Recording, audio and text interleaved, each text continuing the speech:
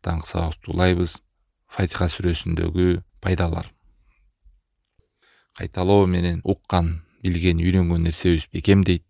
Аз да болсо дайыма болуп турса, алхамдулилля акырындык менен түшүнүк орнойт бекем.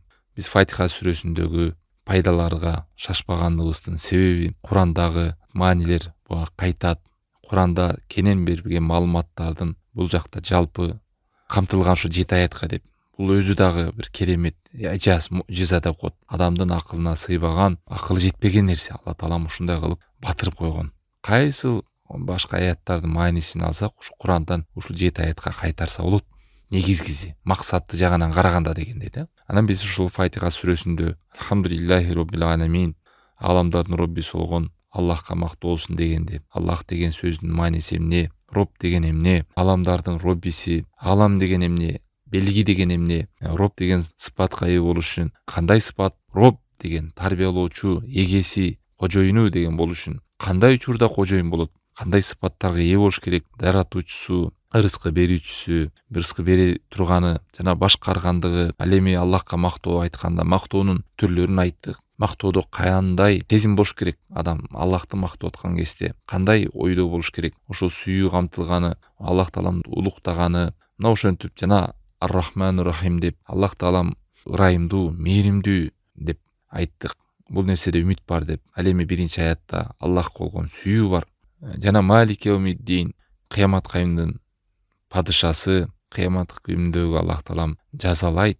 Жакшылык келгендерге жакшылык, жамандык менен келгендерге жамандык, айрымдарын кечирет. Өз ырайымы менен, өзүнүн даанышмандыгы менен адамдарды ордуна коет. Ал жерде коркуу бар дедик бул аятта. Эгерде кайсы бир адамдын ибадатында Аллахка болгон улуктоо, сүйүү, үмүт, коркуу бириксе, ибадат туура болот, чырайлуу болот. Кайсы бирин ушунун бирөө эле кеми турган болсо, ибадатында сөзсүз кемчилик болот.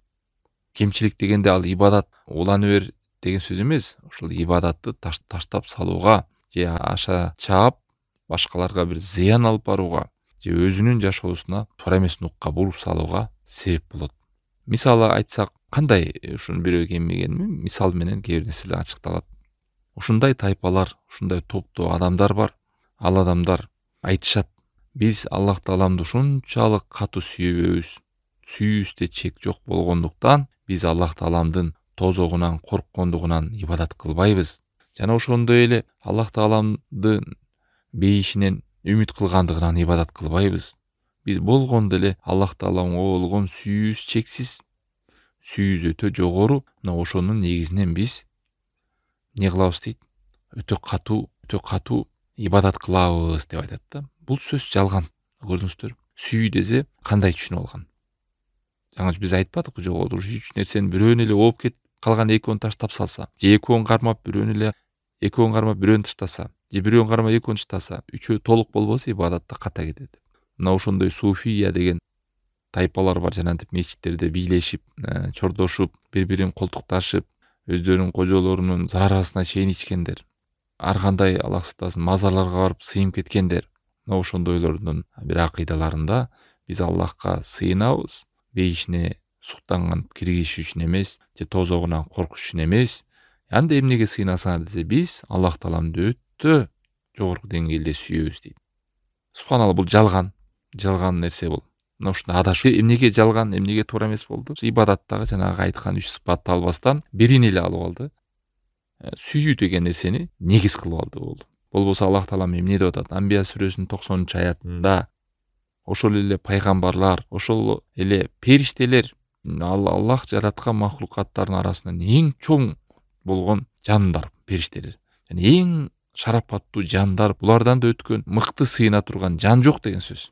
Эң ибадатты туура кылган адамдар, пайгамбарлар. Ошолорду сыпаттап Аллах таалам айтат: алар жакшылыктарда шашылчу эле, умтулчу эле, жарышчу эле. Жана бизге дуа кылганда, ибадат кылганда, бизден суранганда деп Аллах таалам айтат, өзүнөн суранганда алар рагаба, ушундай каалоо менен, үмүт менен, рахаба, коркуу менен дуа кылып, жакшылыктарды кылчу эле. Алар ошондой абалда болсо дагы бизден коркуп турчу эле дейт. Субханалла. Көрүш берди. Ушул аятта карасаңыздар, сүйүүнү Алла таалам даңазалап айтып атат. Аларда сүйүү бар экенинде. Эмнеге? Себеби жакшылыктарда шашылып, жакшы көрүп умтулгандыгы. Жана үмүт, коркуу болгону, үмүт менен коркууну байлагандыгы. Андан дагы бизден коркчу эле. Ошо амалдарыбыз кабыл болуп калабы? Акыретте абалыбыз кандай болуп калат деп, бул пайгамбарлардын абалын айтып атат. Эми экинчи тараптагы үмүткө, үмүт жака ооп, ал тараптан бир гана үмүт менен чектелип алган адамдардын абалында караңыз, мисалдайлы. Мисалы, ушундай топ адамдар бар. Алар Аллах райымдуу, мээримдүү. Анна Фатиха сүрөсүнүн 2-аятында Ар-Рахманир-Рахим, батпайбы, райымдуу, мээримдүү. Эниден да өзүмдүн жанымын дагы Аллах мага райымдуу, мээримдүү турбайбы? Анда мен анын мээримине, ырайымына таяндым деп үмүтү узарат. Үмүтү узарып туруп анан эмне келип келет мунун артынан? Субханалла. Мунун артынан келип амалга шалакылык келет. Кыйналып эрте менен эрте туруп муздак сууга же дарат алып уйкуну бузуп намаз окуштум, эмне кереги бар? Кыйналып кээ бир арам нерселерди тыйылып, эмне кереги бар? Деп жанымды кыйнабайм, мен себеби үмүтүм чоң, Аллахка болгон жакшы үмүтүм бар деп жыйынтыгында жүрөк таза болсо болду деп калат. Намазды көрүп атам окугандарды. Намаз окуп деле жырган жери жок, уурдап жаман иштерди кылып жүрбөйбү. Ага караганда мен намаз окубайм, бирок менин жүрөгүм таза дейт. Кантип билдиң жүрөгүң таза экен десе, менин Кудайга болгон үмүтүм жакшы деп айтат айрымдар. Айрымдары мен тазамын деп эле жооп берет. Булдай үмүтүм деген Аллах райымдуу, мээримдүү деп коркууну таштайт. Аллахка болгон сүйүүнү таштайт. Сүйүүсү чын болгон болсо, Аллах буйругун аткарар эле. Коркуусу чын болгон болсо, ошол күнгө даярданар эле. Мына ушинтип үмүт жактан тең салмактуу сактабандын адашуу жолун көрдүңүздөр, байырмасын. Ошондуктан кээ бир жана жүрөк таза болсо болду, намаз окусам деле, буйруктарды аткарбасам деле, мен Кудайга болгон оюм түз, жүрөгүм таза, үмүтүм узун, үмүтүм жакшы деп тура алат. Эми коркуу эле тарапты алып келе турган болсок, коркуп гана чектелип, ушул коркуу жака көбөйтүп салган адамдар тең салмактуулукту сактабай. Аларды мисалы кандай? Корккондор, мисалы бүгүнкү күндө ошол эле харижиттер, жанагындай радикал топтор бар. Адамдардын жардыргандар, жанагынтип кан төккөндөр, күнөөгө айыптап аны капырчылыкка чыгарган такфириттер, Аллах сактасын. Булар митет, мына Малики Яумиддин, кыямат кайымда Алла таалам жазалайм деп атпайбы? Значит, коркуш керек. Эгер коркууң азайса эмне болот? Анда сен ошол күнгө ишенбей атасың да сен. Анда сен капырсың. Анда андай болсо намаз окуган адам капыр. Анда буйрукту аткарбан адам капыр деп ошол жака ооп кетет. Муну кайдан билдиң сен десе, себеби дегенде Алла таалам ал күндөрдө күнөөкөрлөрдү жазалайт. Жакшы жолдо жүргөн адамдарды жакшылык берет. Эгерде сен ошол күнгө ишенбеген, коркпогондугуңан сен кылбай атсаң, анда сен ишенбейсиң. Дейт да, коркууну негиз кылат дагы. Ар бир чоң күнөөгө түшкөн адамдын бардыгын мындай тайпада адамдар не кылат? Капырчылыкка чыгарат. Анан барып айрымдарын канын төгөт. Аллахта жанагы игылдар, даиштер, радикал топтор мына ушул жака багыт алып туруп, адамдардын канын адал кылып, чоң күнөөгө түшсө аны капыр деп Аллах сактасын. Эмнеге алып келдиңиз? Сен себеби ишенбей атасың. Сен ишенбегендигиңнен коркпой атасың, коркпосоң амалдарды аткарбай атасың деп анан аларды капырчылыкка айыптап баштайт. Коркуу көбөйүп кеткенден, коркуусу көбөйүп кетүүдөн эме, коркуу көбөйсө жакшы, ошол үмүттү, Аллахка болгон үмүттү, Аллахка болгон сүйүүнү жоюп салгандыктан натыйжасы келип, ушудан келип ушундай да болуп чыгат. Ошондуктан биз ибадат кылганда якана будутпай, биз сага гана сыйынабыз дегенде элестетейли дайыма. Мен Аллах тааламга сыйынганда, бир буйрукту аткарганда да, тыйгандан тыйылганда да Аллах тааламды ушул 3 нерсе менен сүйгөнүмдөн, Аллах тааламдан жакшылыкты үмүт кылгандыгымдан жана корккондугуман деп ушу 3 нерсени байласаңыз, альхамдулилля, ибадат сонун болду. Ошон үчүн кимде ким ибадатта ушул 3 рүкүндүн бирөөнү эле таштаса, мисалы, анда шерик кылып алган болот Аллах тааламга. Биз жогоруда жаңы булардын бардыгын мисалдап бердик. Бул Фатиха сүрөсүндө адам өзүнүн табиятын дагы билет. Жана Аллах тааламдын дагы тааныйт жакшы. Ушу Фатиха сүрөсү менен окуу мен деле. Адам өзүнүн акыбалын билгендиги ушул өтө адам баласы алсыз, шашалак, унутчак, алсыз. Аллах таалам бизге тауфик бербесе, ийгилик бербесе, жардам бербесе, биз кыла албайбыз. Но ошондуктан ушул кыска сүрөнүн өзүндө канча Аллахтан жардам сурап атабыз. Аламдардын Роббиси Аллахка мактоо болсун деп мактап, анан ал райымдуу, мээримди үмүт кылып, андан ары Малик Йомиддин коркуу менен, анан сага гана сыйынам, сенден гана жардам сурайм, Аллахым сенен жардам сурайм деп, анан кайра ихтина сиротал мустаким дагы жардам сурайм, ушул түз жолго салчы бизди.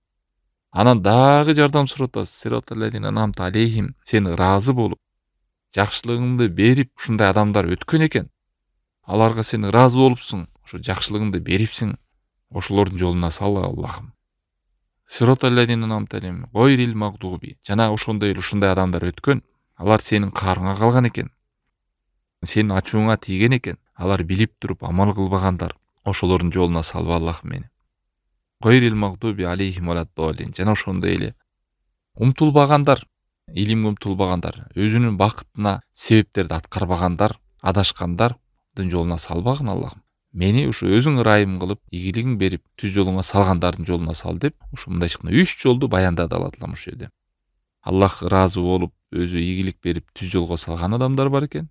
Экинчи жолу жакшылыкты билип, акыйкатты билип алып, аткарбагандар, кылбагандар. Ошонун артынан мына жөөттөргө окшоп, Аллахтын каарына калгандар, билип туруп. Жана ошондой эле мусулмандардын арасынан ошого окшоштуктар бар болот. Алар кимдер десе, билип туруп амал кылбагандар. Ушул жолду жолдогондор болот, Кудай сактасын. Ал эми үчүнчү топтуу адамдар, булар адашкандар. Ал эми кээ бирөө шайтан пикир берет, көрдүңбү? Сен билип алсаң, мен анан укпай эле коеюн, билбей эле коеюн. Сен уксаң, билсең, дагы жоопкерчилик пайда болот. Анан кылбай койсоң, күнөөсү 2 эсе чоң болот. Ошондуктан мен китеп окубайм, илим албайм, укпайм, алыс жүрөм деп, шайтан ушундай пикирди да берет, Алла сактасын. Мындай абалда адашкандардын абалына кирет. Эмнеге? Сен билбесең, сен адашасың. Билбесең, сен жүз бурасың. Кантип жакшылыкты ээрчисиң, жакшылык экенин билбесең. Кантип жамандыктан арыласың, сен жаман экенин билбесең. Ошон үчүн бул жерде тек гана жакшылык жол. Бул сироталлазина анамта алейхим. Аллахым сен жакшылык кылып бергендердин жолуна мени сала көрчү. Адашкандардын жолуна эмес, же каарыңа калып ачууңа тийгендердин жолуна эмес. Анан хидаят деп келет. Хидаятты да түшүнүп алалы. Хидаят деген бул түз жол деген билдирет. Түз жолго түшүп, ошол жол менен Аллахтын ыраазылыгын алып. Хидаят 2 түрлүү болот. Биринчи түрү мындай бир белгиленип көргөзүлүп калган. Мындай хидаят берилип калган десе болот. Анан экинчи түрү бар. Бул мындай Алла Таалам тавфик берип, жардам берип, түз жолго салып кое турган хидаят болот. Биринчи түрү мисалы Алла Таалам Фуссилат сүрөсүнүн 17 аятында айткандай, биз Самут элине хидаят кылдык, бердик, мындай жолдордун баарын көргөзүп бердик. Бирок алар ошо жалган жолду, адашуу жолду мындай жакшы көрүп туруп алды дейт. Тегине четке кагып, хидаятты, түз жолду жактырбай, өздөрүнүн сокур ээрчүүсүн, адашуусун жакшы көрүп туруп алды дейт.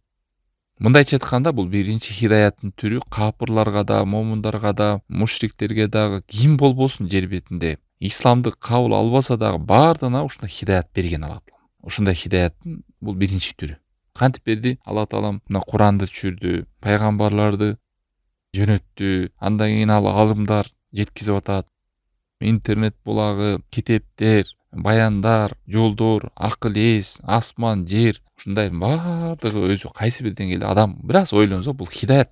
Биз мисалы жашоодо бир жакшынакай нерсени көрсөк, могу фабрика, могу фирмасы мыкты экен, бул ким, кандай адам, таланттуу адам экен деп, ошону жасаган адамга айтабыз. Неге ушу асман, күн, жерлерди көргөндө, ааламдагы мындай бир аяндарды, белгилерди көргөндө, бул эмнеге белги? Бул Аллахка белги, Аллахтын чырайлуу жараткандыгында.